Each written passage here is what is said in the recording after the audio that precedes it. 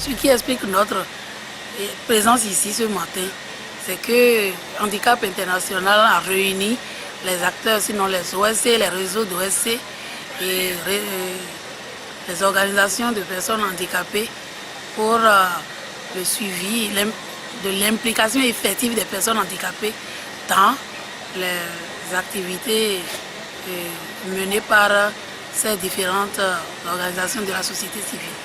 Effectivement, comme le dernier intervenant, qu'au niveau de la consigne, peut-être à un moment donné, à un moment donné, il n'y a pas eu une même compréhension de la consigne.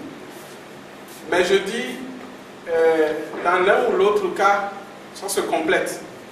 Et ça nous permet effectivement d'avancer. Vous avez en matière de recherche de partenaires, une organisation de la société civile ne peut se fier à un seul partenaire, étant entendu que chaque partenaire financier a lui aussi son plan de travail annuel, son plan d'action et donc son budget. Si toutes les OSC se réfèrent à un seul partenaire, ou bien si en tant que OSC on se réfère à un seul partenaire, c'est pas sûr qu'on arrive à réaliser toutes les activités prévues dans son PTA. Après plusieurs formations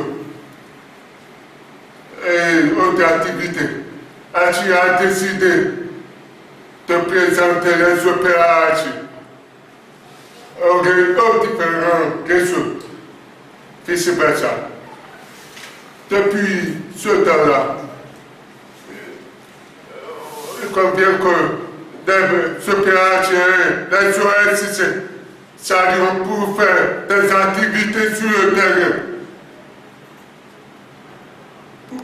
de telle sorte que les personnes handicapées s'impliquent dans le développement du pays. Je suis la présidente de l'ONG Le Cercle des Oliviers, pour des œuvres éducatives, humanitaires et de développement. Nous intervenons dans l'éducation inclusive. L'ONG Le Cercle des Oliviers est une association qui réunit des personnes,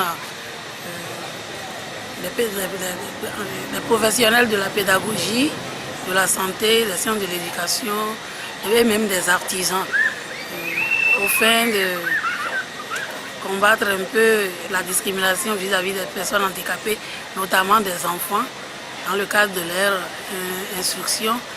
Et de ce fait, nous acceptons dans notre centre d'accueil les enfants de toute origine, toute ethnie, tout sexe, c'est-à-dire les orphelins, filles ou garçons, des enfants handicapés et même des enfants sans problème particulier, dans une approche inclusive. La sensibilisation que nous avons faite au profit de l'inclusion des enfants handicapés pendant les vacances, notamment les 16 et 17 septembre dernier, a fait passer notre effectif qui était 3 enfants handicapés dans le centre à 15 enfants handicapés.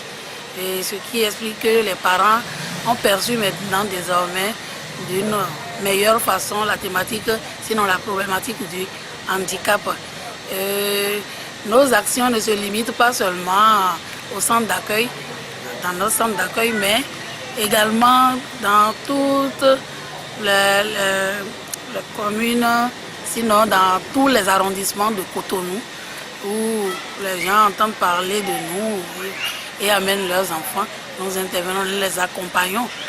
Aux autres partenaires financiers, oui, nous leur demanderions vraiment, nous leur demanderions de jeter un regard, pas miséricordieux, mais bienveillant sur la cause des personnes handicapées et en apportant un appui à ces OSC qui se chinent à courir ça et là pour chercher des ressources financières et mener à bien leurs activités sociales. When it seems all your dreams come undone.